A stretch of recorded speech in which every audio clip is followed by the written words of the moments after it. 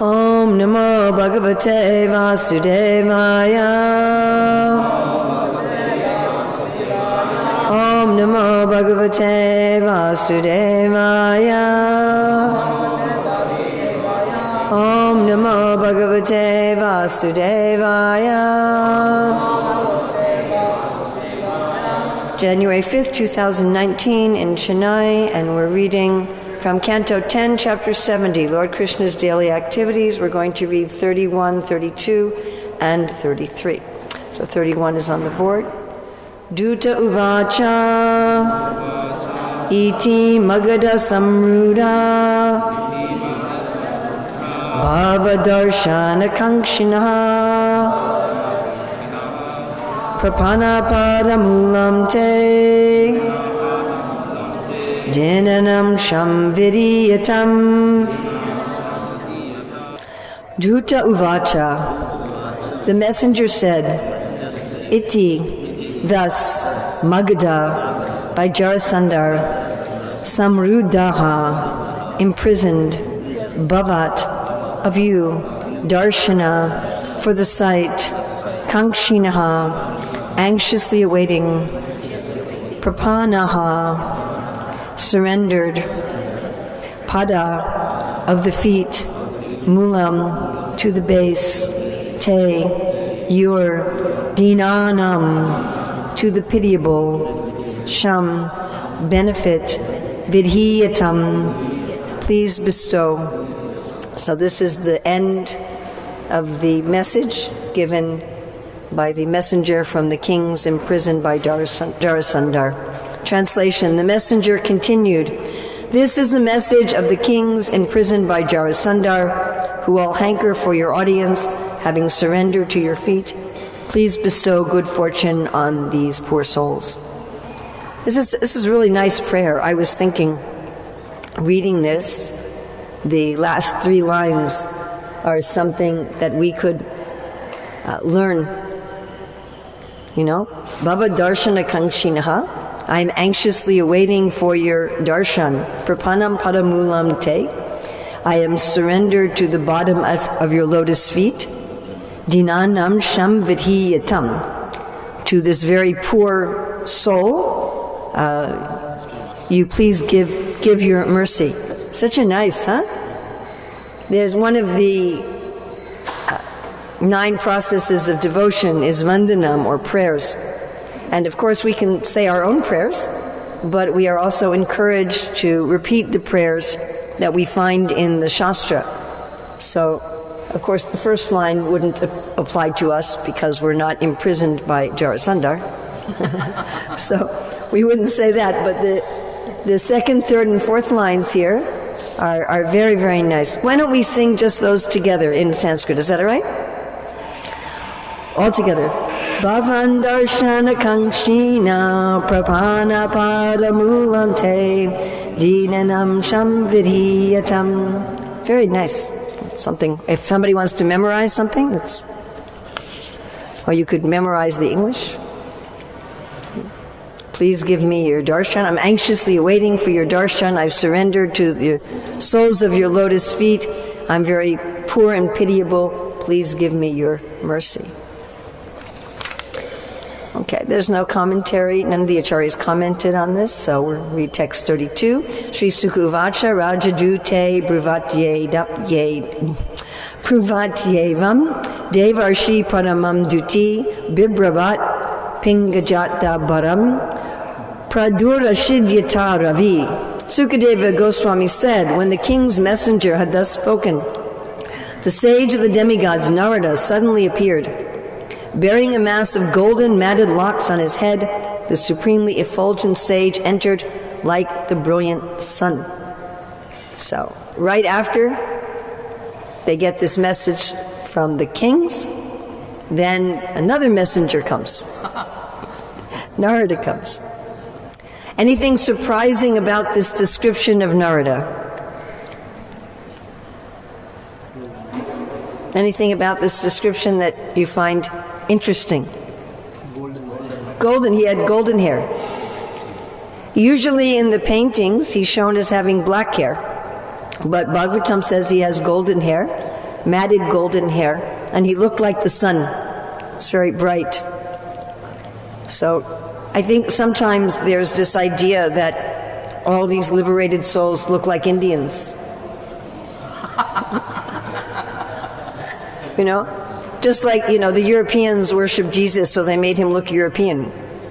Who knows what he actually looked like? If he came from the Middle East, he probably looked Middle Eastern and not European. But Indian has black hair. Yeah, so usually they show Narada with black hair. In the paintings, yeah? They show with black hair. This is called Atmavan Manyate Jagat, think everybody is like you. Actually, the spiritually liberated souls are all different colors. In this world, we really only have one color, just different shades, It's just melanin, and you have more or less. I mean, I'm not really white, This is silly. But spiritually, they have all different colors. All different color of skin, all different color of hair, so many things. Okay, on to 33. Tam Drisva Bhagavan Krishna Sarva Lokeshvareshvara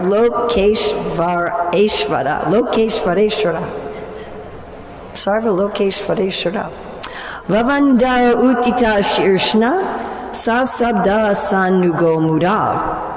Lord Krishna is the worshipful master of even planetary rulers like Lord Brahma and Lord Shiva. Yet as soon as he saw that Narada Muni had arrived, he joyfully stood up along with his ministers and secretaries to receive the great sage and offer his respectful obeisances by bowing his head.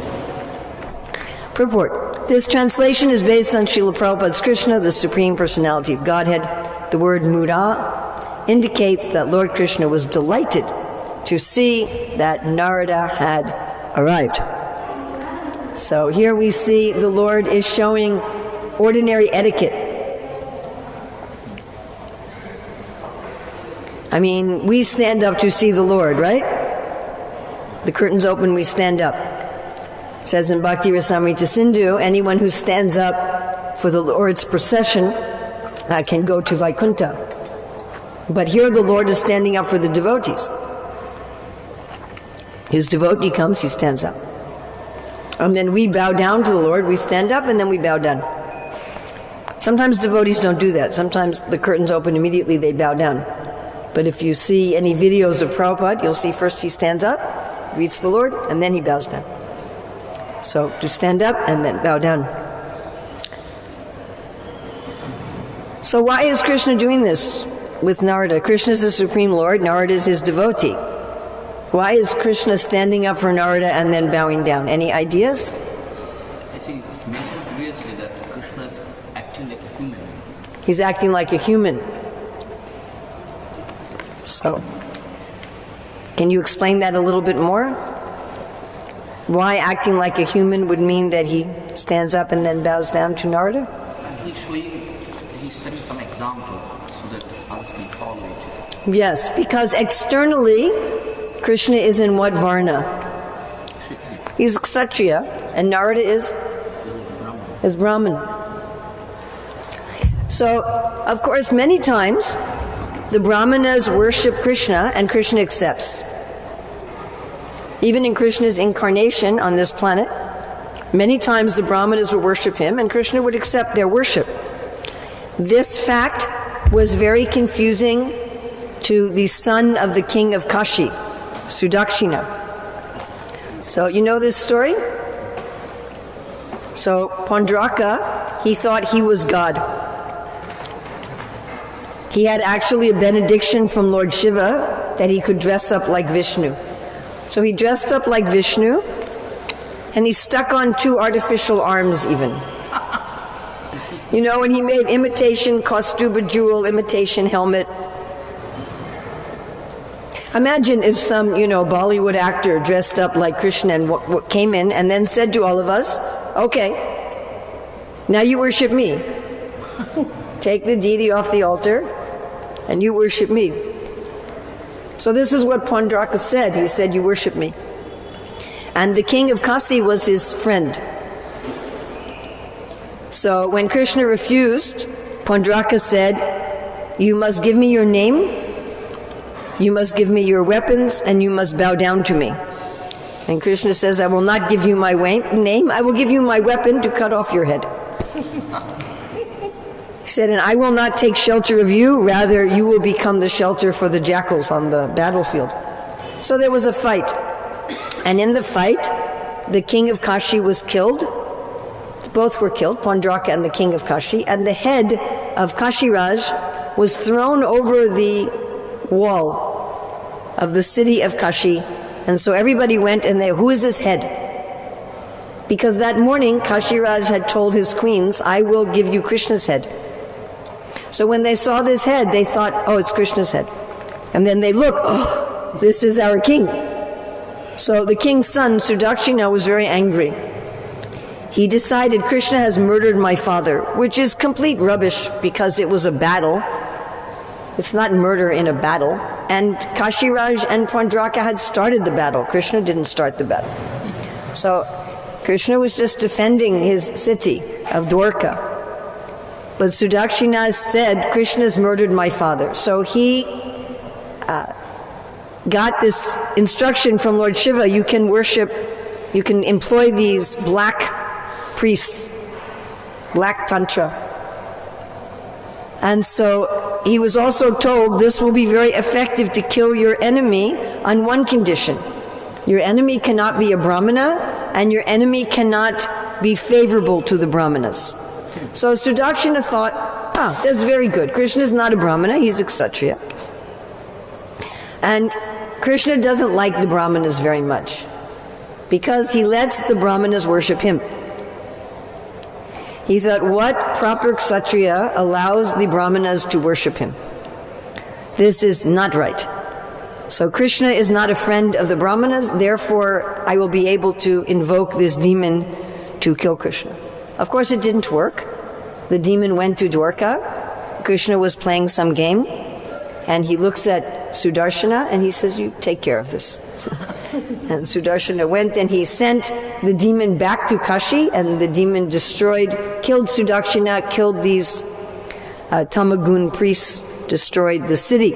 But anyway, the point here is sometimes Krishna lets the Brahmanas worship him. And sometimes he acts like a Kshatriya. Sometimes he's acting like God. I am God, the Brahmanas can worship me. And sometimes he's acting like Kshatriya. I am a Kshatriya, I will worship the Brahmanas. Whereas we see this with Sri Chaitanya Mahaprabhu. Also, generally he acted like a devotee. But sometimes he acted like Vishnu. Sometimes he sat on the throne of Vishnu, and for 21 hours everybody was worshiping him, and he manifested a form of Vishnu. So even though Krishna has his human-like pastimes, sometimes he acts like God. Therefore we should be very careful to imitate. But here he is acting in his human pastimes. I am a Kshatriya, this great Brahman has come, and I will receive him. But what's most important here is the word muda, that he was very joyful to see Narada, even though Sarva Lokeshwareshwara, even though he is the controller of all the Lokeshwaras. Lokeshwara Ishwara. He is the controller of the controllers. Like we say, Ishwara Paramaha Krishna. He's the supreme controller of the controllers. The first time that I saw Srila Prabhupada was sitting on the Vyasa-san. This was in Chicago. And he was saying that we are all controllers. Of course, not very good controllers. Otherwise, you wouldn't be falling asleep. Or maybe I am very boring. But I don't know how to become more interesting. I could speak faster, but then you wouldn't understand my English. So if I speak more slowly, you tend to feel sleepy. What to do? So we have difficulty controlling this body, isn't it? When we are tired, body's going like this. But we have some little control. We can control if we fast or we eat. That we can control. We have little control. Maybe we are controlling our wife or our children. Maybe. That is debatable. Now more and more Indians, they are trying to control a dog. Maybe we can control the clothes in our shelf.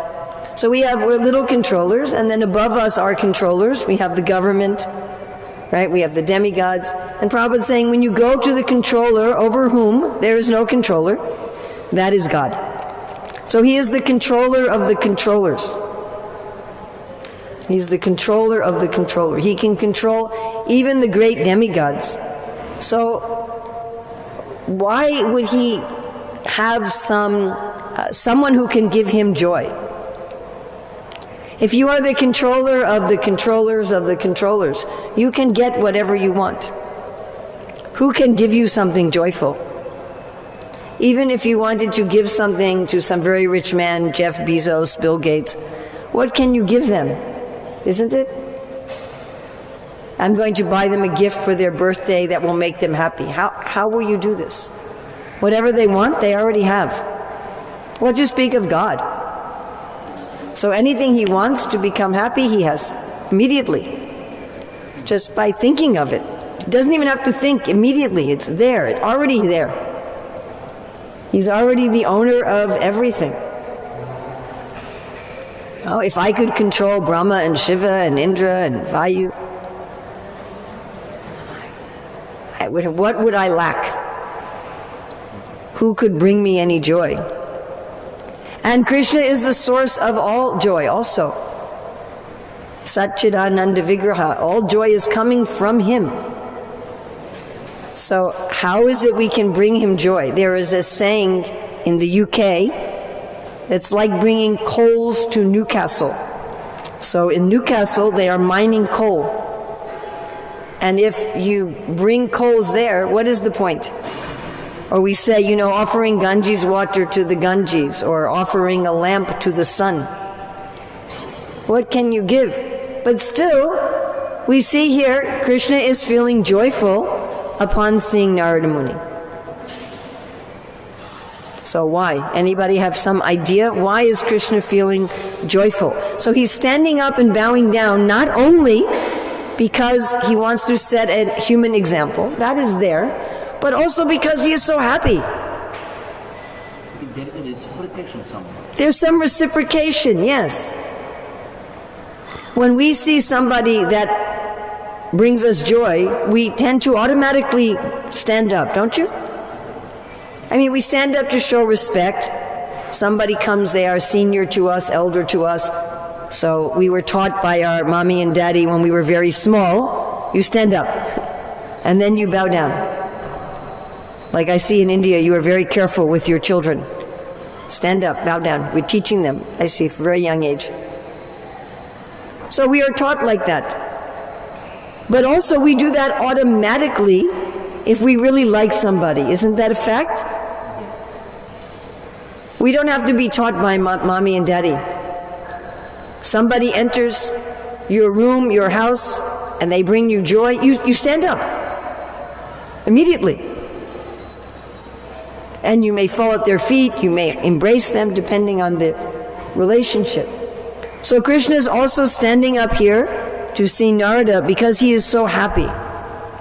So how does one bring happiness to the source of happiness? Because this is our process. Our process is we're supposed to please Krishna. This is the definition of bhakti given by Rupa Goswami. Anyabhilasita sunyam gyanakama anarvatam anukulena Krishna anushilanam bhaktir uttamam. That we're supposed to be trying to please Krishna, anukulena. And this trying to make Krishna happy, this is the essence of pure bhakti. If you look at all the parts of the definition of bhakti, you will see that if your intention is to please Krishna, everything else is actually taken care of. If you are trying to please Krishna, you will not have any selfish desire. If you are trying to please Krishna, you will not be covered with karma and yoga. If you are trying to please Krishna, you will do behaviors, mental and physical. And if you are trying to please Krishna, you will follow the previous acharyas. So this anukulyena is the most important word. But how do you please the person who is the source of pleasure? How is this done? So again, if we look at this verse from Rupa Goswami, we will understand. Anyabhilasita shunyam. You don't have any ulterior motive. Like Manu Maharaj was speaking about the other day, these kings with the messenger, they had some personal motive. Understandable. If I was in prison, I would also want to get out of prison. I mean, we're not criticizing them. I'm sure if I was in prison, I would also be praying, please Krishna, get me out of prison. That's natural. But it is a selfish desire, yeah? If I go to you because I want something from you for myself, that's not pure love. We all recognize this.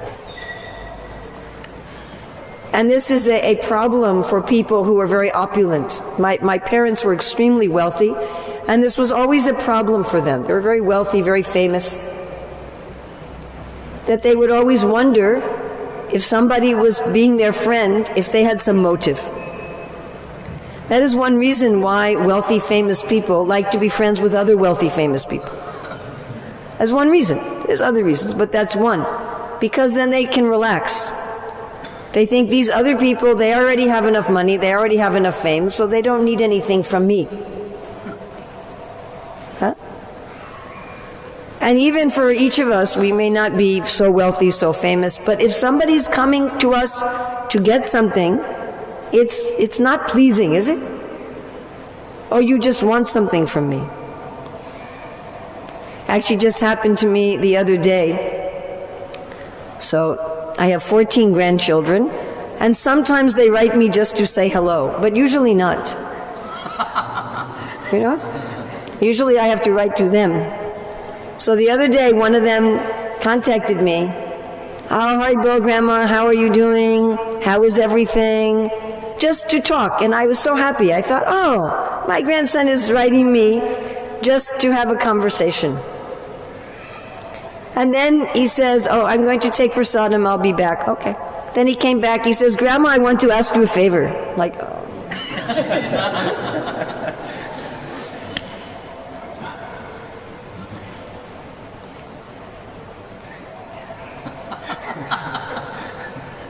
He had left something in the Calcutta airport. He knew I was going to Calcutta airport. He said, when you go there, can you go to the Lost and Found and get it for me anyway? And I said, you know, it would be nice if you would write me when you're not looking for something. You know, when he first wrote me, I was very happy. Oh, one of my grandchildren is writing me just because he loves me, you know. But it was not like that. So Krishna doesn't feel so much joy when someone comes to him like that. I mean, still I was happy he was writing me. It didn't ruin everything, you know, it was still nice. But it wasn't as nice. You understand? It wasn't so nice. So when we go to Krishna because we want something, Krishna still's happy that we go to him. Sarvakama, Mokshakama, Akama, Udaradi, the intelligent person, even if they have Sarvakama, all desires, we should go to Krishna. Krishna would rather that we go to him than that we go to somebody else, or that we try to do it ourselves. He's happy for any relationship with us. But it doesn't give him so much joy. I mean, this doesn't mean we should pretend.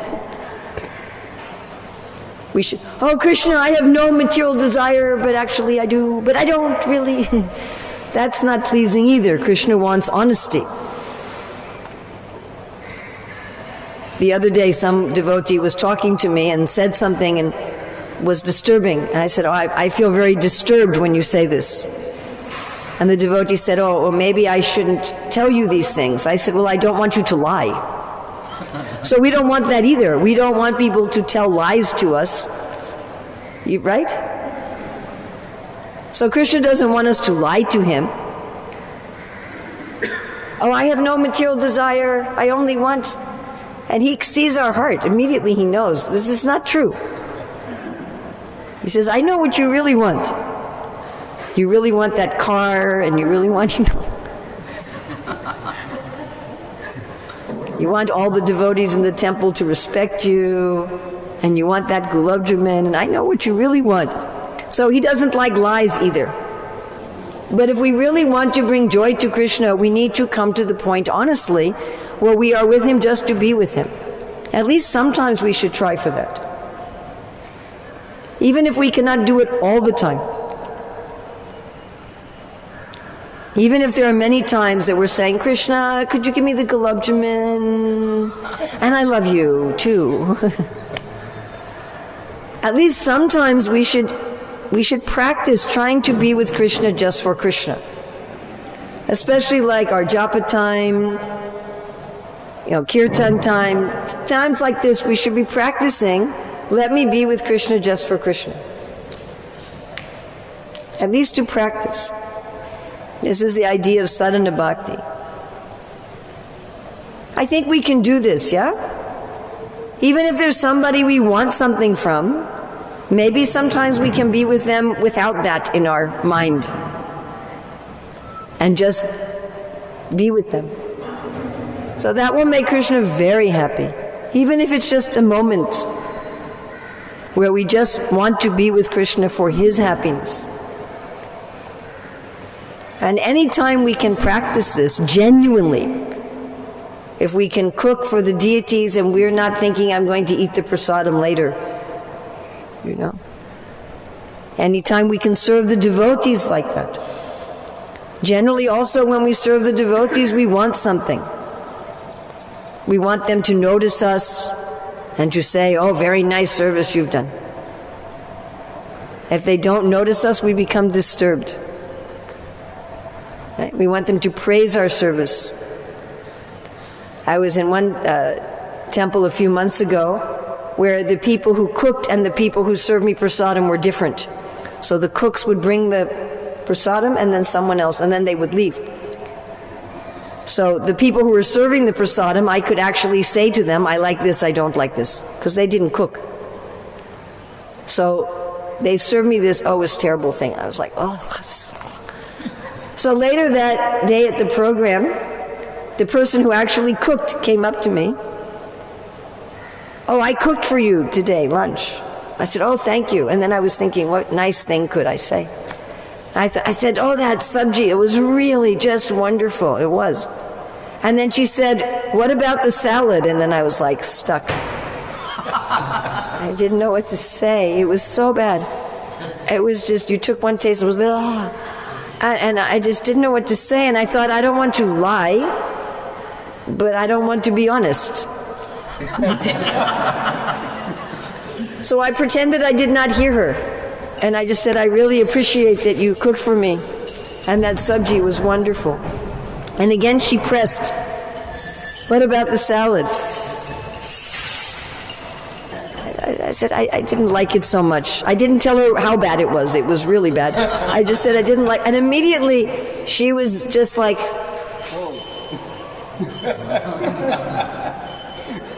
she started crying, and I'm like, oh my God. So this is not anyabhilasita shunyam. So many times, even with the devotees, we want to get something. We want to get that they've praised us, we want to get they recognized us, or even we want to get some benediction from them. Oh, if I serve this devotee, they'll bless me and then I can go back to Godhead. My liberation ticket, you know. Well, that is not anyabhilasita shunyam. So again, it may be difficult, not that we should do artificially, but we should try to practice, because that is very pleasing to Krishna. Then jnana karma anavritam. So karma yoga, jnana yoga, dhyan yoga, this should not cover our bhakti. Because as soon as this covers our bhakti, then we are thinking, I am going to attain prema and going back to Godhead by my own effort. Karma yoga, jnana yoga, dhyan yoga, they all have some atmosphere of kartahamiti manyate. I'm doing this. I'm giving away the fruits of my work. I'm a great philosopher. I'm a great meditator. These are bona fide practices of yoga, and they're suited for certain people. We're not saying these are not bona fide, but even these systems, without some bhakti, they don't work. There has to be some mercy. It's always like that in a personal relationship. If I want a relationship with you, you have to agree, yeah? I cannot, there's nothing mechanical I can do. There's no system I can do to force a relationship. Isn't it? You know, if you want a girl to love you, you can send her diamonds and flowers, but she may not agree. She may agree, she may not agree. That's what it means, the personal relationship. So of course we do activities like that of karma yoga. We give up the fruits to Krishna. We do activities like Jnana yoga. We study philosophy. We do activities like Dhyan yoga. We meditate.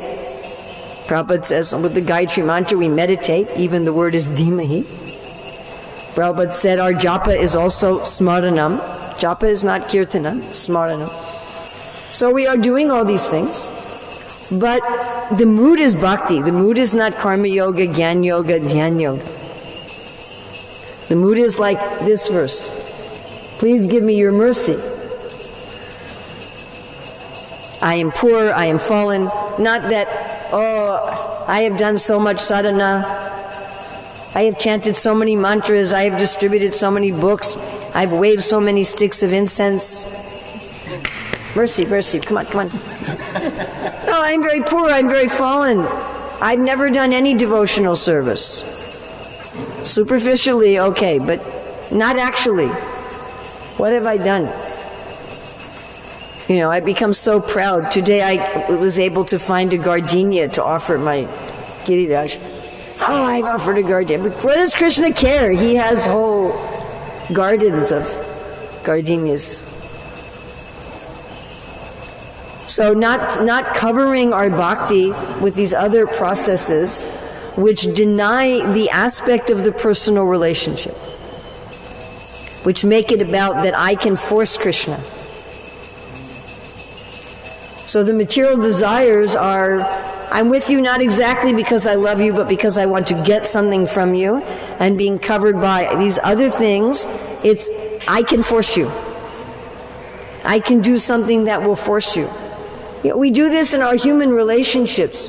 You know, your wife is angry, you bring her some flowers, and if she's still angry, then you get very frustrated. I brought you flowers, what is your problem? As if our flowers can force. You understand? We're thinking, so if we think like that, Patram Pushpam Palam Tvayam, I brought you flowers, I brought you gulab jamans. Come on, what is your problem? So this mood of forcing, bhakti is not a mood of forcing. So if we do that, and to know what pleases Krishna, of course.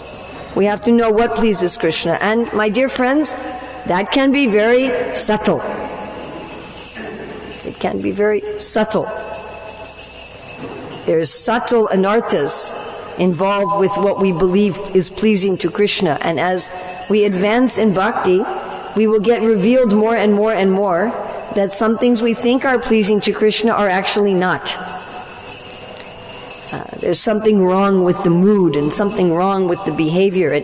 And I will promise you that you will see this as you advance in bhakti. You will be doing something maybe for many years. Oh, this is very much pleases Guru and Krishna. And then one day, the Lord will show you, you know, this is actually not so pleasing. So we learn from Guru, we learn from Shastra, we learn from the Lord in the heart. What is it that will actually please Krishna? And when we deal with like that with Him, He will feel joy. Just like when Gopal Kumar goes back to Godhead, and Krishna is so excited, and he runs to him and embraces him. And then Krishna faints in happiness. You know, we think, we want the ecstatic symptoms, like Mahaprabhu was saying, when will my eyes be decorated with tears of love flowing constantly when I chant your holy name? When will my voice choke up? So Krishna also wants the ecstatic symptoms with his devotees.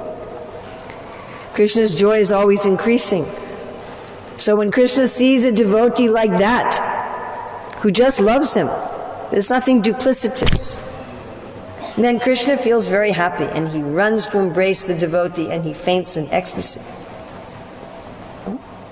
So this is the kind of devotee we want to be. How can I make you happy? And this can be our meditation throughout the day, with everything we are doing. It's a very easy meditation. How can I do this so you will be happy? Whatever we are doing, you are picking flowers, you are at your job, you are taking care of your children, you are driving your scooter, you are taking a bath, whatever you are doing, how can this make you happy? When we are taking prasadam, we can be thinking, how can my taking prasadam make you happy? You were thinking, how is my eating prasadam going to make Krishna happy? But we are all part of Krishna's body. You know that? The big universe is Krishna's body. We are part of his body. So when these cells in my skin, when they eat, I am also happy, isn't it? Yes? If my heart is nourished and my skin is nourished, my lungs are nourished, then I am happy. You are happy, yes? So Krishna wants us to be nourished. I am eating for your happiness. I am eating this prasadam to make you happy. Everything that we do. Getting dressed in the morning, going to work, working at our job. How can I work at this job so you will be happy? And then finally, we can also become joyful upon seeing the devotees. We should become joyful upon seeing the Lord. We should not be standing up and bowing down just as a ritual, but we should feel some happiness. Oh, there's Krishna. And we should be joyful upon seeing the devotees. When Bhaktivinoda Thakur writes about offending devotees as one of the offenses in chanting the holy name, that we usually say one should not blaspheme the devotees who've dedicated their lives to propagating the holy name of the Lord. Bhaktivinoda, in writing about this offense, says we should actually feel joyful upon seeing the devotees. Now that is not always so easy, because sometimes some other devotees may have dealt with us in a way that is not pleasing to us. Isn't it? Yes? If that has not happened to you, it will. You just wait. I will give you a guarantee. That somebody else in the Hare Krishna movement, guarantee somebody in the Hare Krishna movement will deal with you in some way that you don't like. Maybe that you don't like very much. And some other devotees you may just not be compatible, you know. They may be just a different kind of person and you're just not comfortable being with them. Maybe you're very quiet and they talk a lot. Or maybe you like to talk a lot and they don't. Or maybe you like big festivals and they're very serious. We have our different personalities. Or we may feel critical of someone. Oh, that looks like a nice devotee, but I saw him yesterday and he was doing this and this. He's a faker.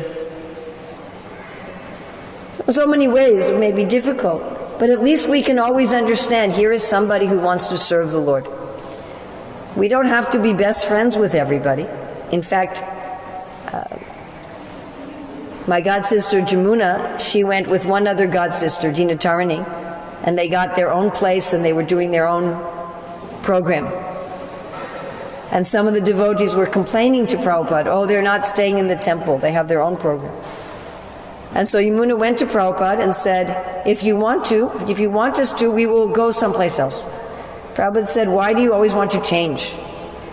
He said, you Westerners, you're so restless. You want to change. And then Jamuna said, but Prabhupada, they're saying we're not with the devotees.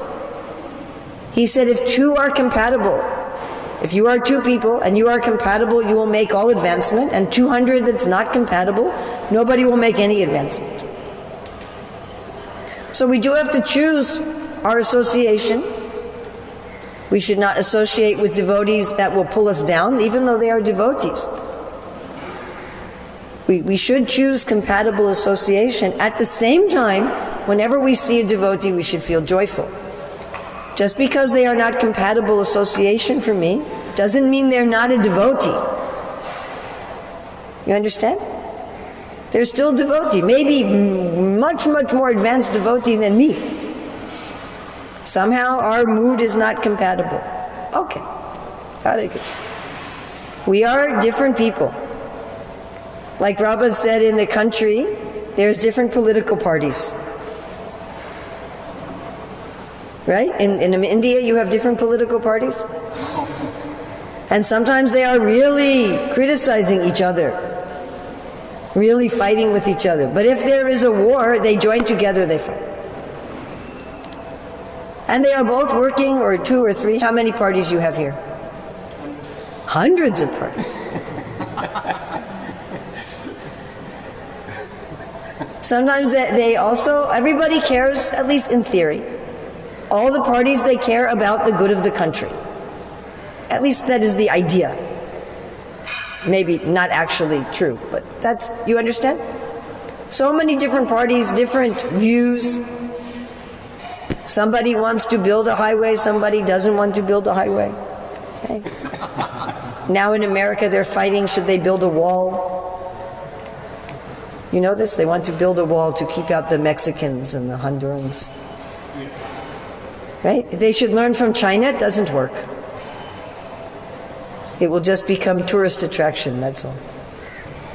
Right? China built that big wall. It didn't work. The enemies came in anyway. But so the parties are fighting, but still they both love the country. Yes? Understand? So even in our Hare Krishna movement, there will be different groups with different opinions, different points of view. Has to be. We're different individuals. Prabhupada said individual means you have a difference of opinion.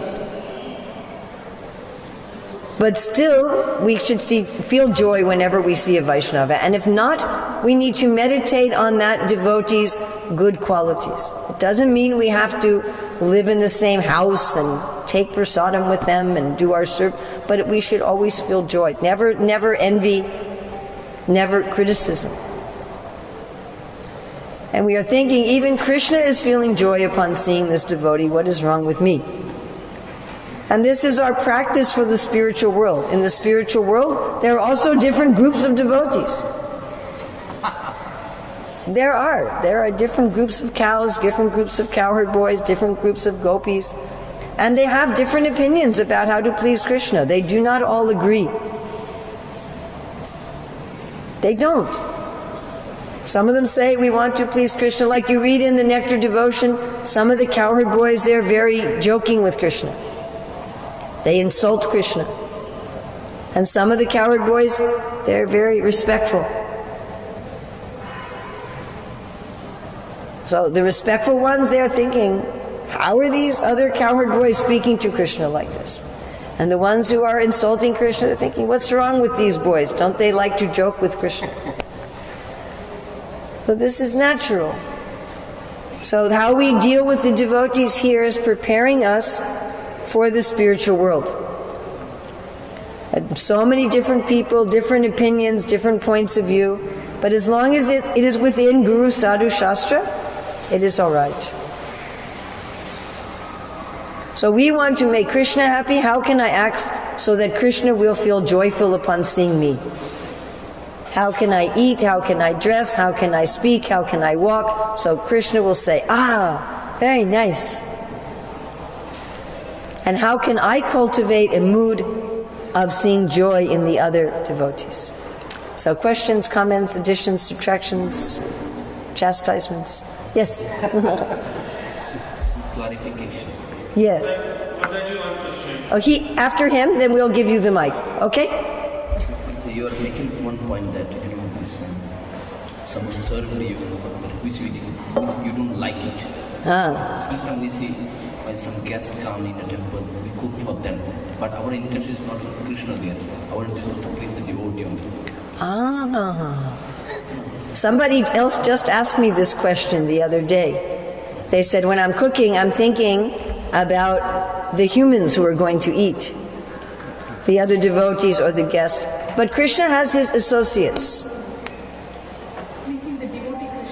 But also you think Krishna eats with his associates. You've seen the paintings? Krishna's eating with the other cowherd boys. Sometimes he's eating with the gopis. Prabhupada said Krishna is never alone.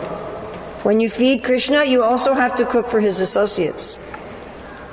When Mother Yasoda, Mother Rohini is the chief cook actually. She's in charge of the kitchen. When Mother Rohini is cooking, believe me, she is also cooking for the devotees, not only Krishna. It's not that they are cooking only for Krishna and Nanda Maharaj doesn't eat. Everyone is eating. So they also are thinking, what will everybody like? You understand? They're also thinking like that, but they are also cooking for Krishna. So it's not one or the other. It's both together. Here, when we try to cook for some devotee, there is some question like what he likes, what he doesn't like. But Krishna cares about what the devotee likes and what the devotee doesn't like. So our acharyas tell us that, Mother Yasoda is serving the food. And then she has to keep going back in the kitchen to get more. So when she goes into the kitchen, sometimes Krishna takes from his plate what his friends like and puts on their plate. Sri Chaitanya Mahaprabhu would do this. This is explained in the Chaitanya Charitamrita, that when Sri Chaitanya Mahaprabhu was serving the prasadam, he knew what each devotee liked, and he would serve each devotee what they liked.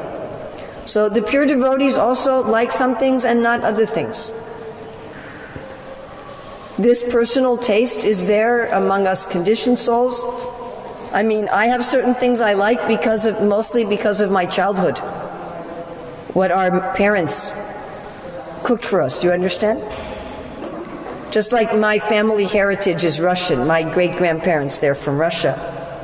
So I was recently in Mayapur teaching, and the cooks were Russian. And they said, what would you like? So I could list some Russian preparations. Immediately they knew how to cook.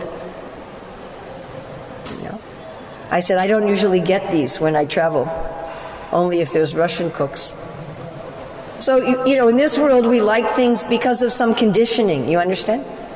That's what my mother made, that's what my grandmother made, or something like that. But even as pure devotees, we have our personal taste. So the Lord likes to give the devotees their personal taste. So we should be trying to cook for the devotees so the Lord can give the devotees what they like. You think of it like this. I am putting these preparations on Krishna's plate, and then when I am not looking, Krishna will take off his plate and he will give to the devotees what they like. So I have to give Krishna what the devotees like to give to them. Does that make sense? Like when Prabhupada was here, he would often give out cookies. So why would he give out cookies? Because he was in the West and people eat cookies. I mean, in the beginning days of ISKCON, he would give Indian sweets. Gulab Jamun, you imagine this. You go and, you get a Gulab Jamun in your hand. But for the Westerners, that was, first of all, Gulab Jamuns were very strange. Like Jamuna wrote, when she first got a Gulab Jamun, she ate it and she thought, I will never eat here again. So for the Western audience, that was very strange. And then to have this dripping, it wasn't the culture. The Indians, they don't mind. Something's, it's prasad. But for the Westerners, they had no idea it's prasad. So they're just like, why is this person giving me this sticky, dripping thing?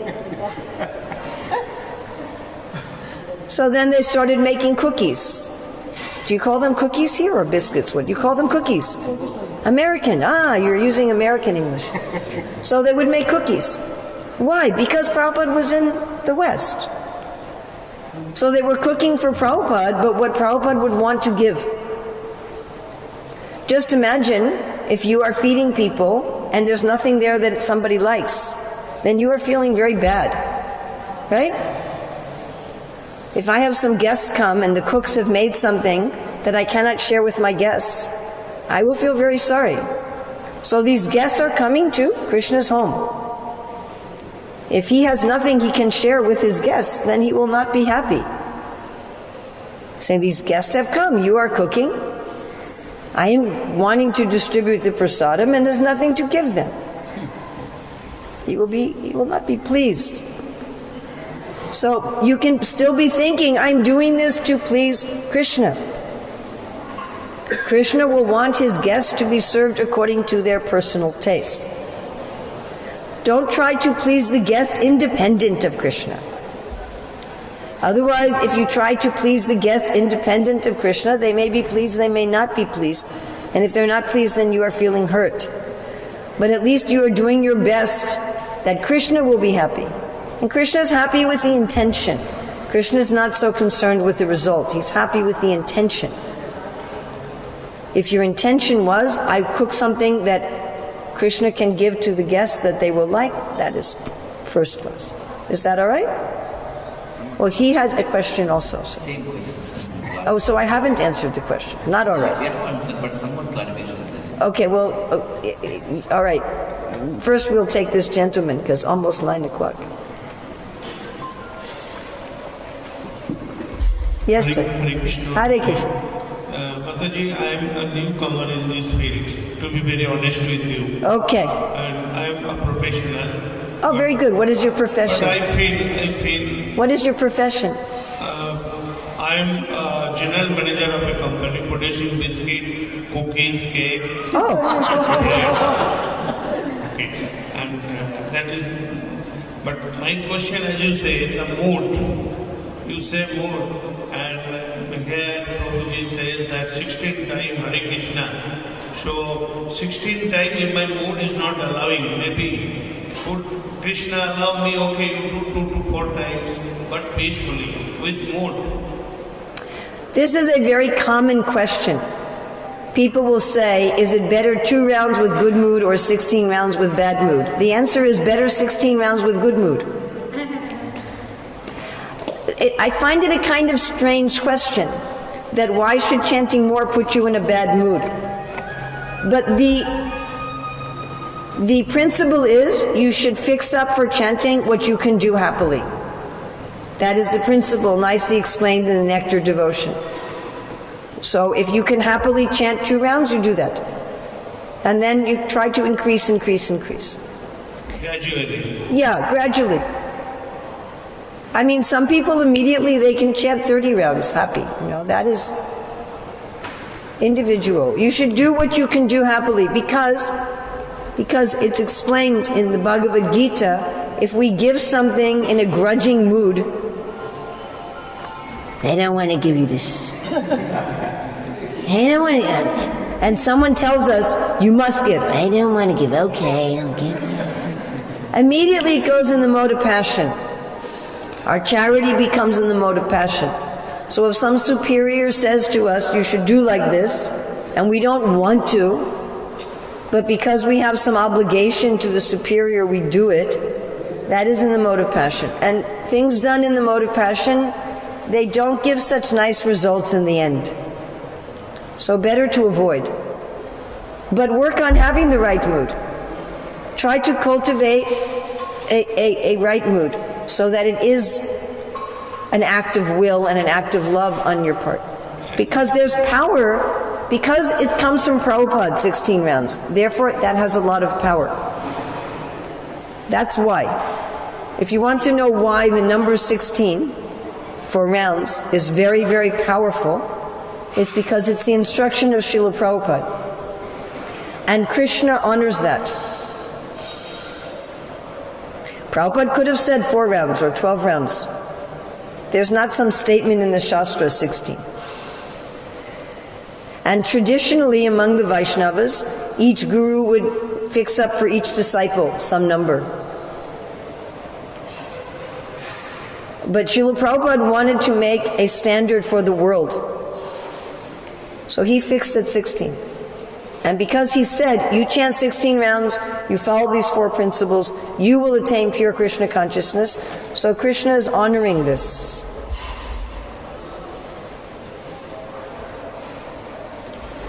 And 16 is not so much. You can chant 16 rounds, hour and a half. Not so much.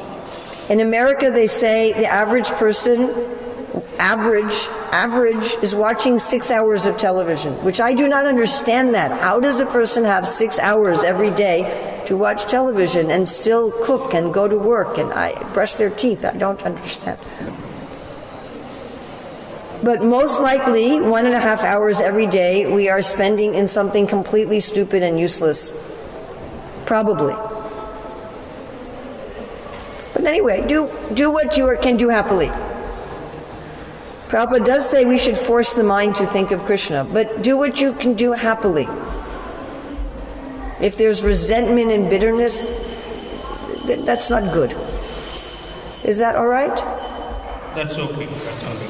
Does that answer your question? Again, my second question. Oh, second question. But now it's after 9 and he has second question. Okay. But if it's, we'll try.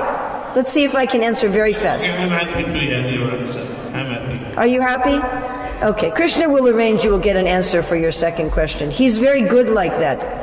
Krishna he answers all of our questions. Maybe not today, maybe tomorrow. Do you need to ask?